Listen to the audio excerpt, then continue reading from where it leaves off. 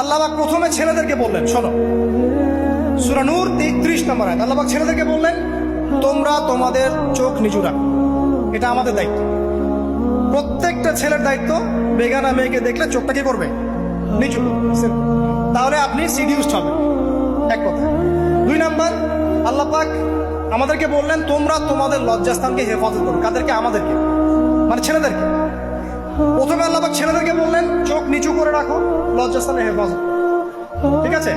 সূরা বানী ইসরাঈল আল্লাহ পাক বললেন, জিনার ধারের কাছেও যেও না, ধারের কাছেও যেও না। আল্লাহ পাক আরো বললেন, যদি কেউ জিনা করে ফেলে, সূরা নূরে, তাহলে তাকে 100টা বেত্রাঘাত করতে হবে। কয়টা? 100টা, এবং 1 বছরের জন্য তাকে বহিষ্কার করতে হবে। আল্লাহ পাক শাস্তিও দিলেন, শুধু তাত্ত্বিক বিধান দেন নাই, শাস্তিও দিয়েছেন। কারণ শুধু তাত্ত্বিক বিধান দিয়ে হবে? আমি যদি ওয়াজ করে বেড়াই, ভাই মদ খায় না, কোনো শাস্তি না অ্যাপ্লাই করি, তাহলে কি মদ ছাড়বে মানুষ? আমরা যদি বলি হত্যা করা মহাপাপ, দুর্নীতি করা মহাপাপ, মানুষ দুর্নীতি ছাড়বে না যতক্ষণ না শাস্তি নিশ্চিত করা যাচ্ছে। আল্লাহ পাক তাত্ত্বিক কথা শুধু বললেন না, শাস্তিও নিশ্চিত করলেন। তারপর আল্লাহ পাক আরো বললেন, যদি বিবাহিত কোনো ব্যক্তি ব্যভিচার করে, তাহলে তাকে রজম করতে হবে, মাটিতে পুঁতে তাকে পাথর নিক্ষেপ করে হত্যা করে। ঠিক আছে? শাস্তি। এরপরে দেখেন আল্লাহ পাক মেয়েদেরকে বলছেন, তোমরা মূলত ঘরে থাকো। যদি বাইরের পরিবেশ তোমাদের অনুকূলে না থাকে, তোমরা ঘরে অবস্থান করো। ওয়াকরনা ফি বুয়ুতিকুন্না ওয়ালা তাবাররুজনা তাবাররুজাল জাহিলিয়াতিল উলা। তোমরা মূলত ঘরে থাকো। জাহিলি যুগে মেয়েরা যেভাবে নিজেদেরকে প্রদর্শন করে বেড়াতো, এই কাজটা তোমরা করো না।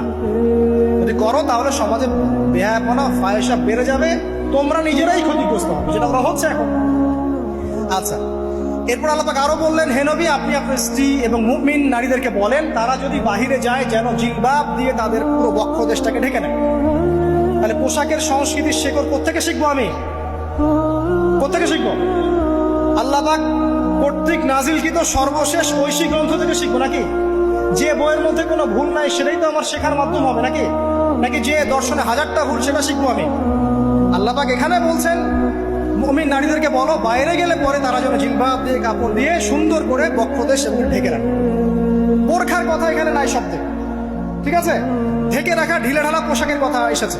আচ্ছা, আসেন, আল্লাহ পাক আরো বললেন যে তোমরা অমুক অমুক অমুক অমুক, যেমন আপনার বাবা, আপনার ভাই, আপনার এই যে সন্তান, এই যে মাহারাম যারা আছে, এদের সামনে ছাড়া অন্যদের সামনে যখনই যাবে, তোমরা কিন্তু হিজাব অবলম্বন।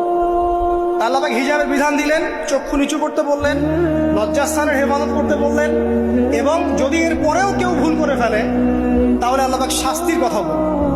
আল্লাহ পাকের সিস্টেমটা সুন্দর হলো না? এই সিস্টেমটা নবী সাল্লাল্লাহু আলাইহি ওয়াসাল্লাম অ্যাপ্লাই করলেন, সমাজ থেকে সমস্ত জেনা ব্যভিচারের ভিত্তি উঠে চলে গেল। সুবহানাল্লাহ বলবেন না?